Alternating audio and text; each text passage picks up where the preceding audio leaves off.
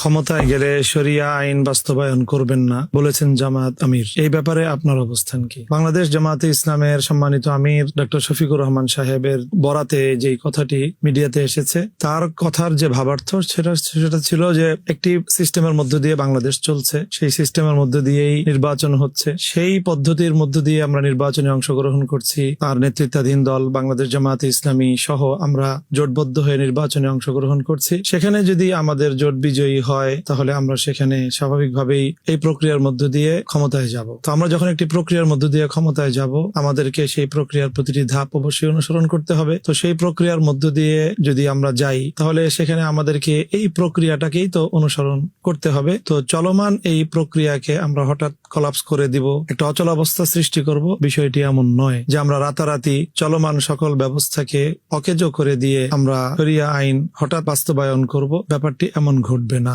আমি মনে করি যে জামাত আমিরের বক্তব্যের এটাই ছিল ভাবার্থ।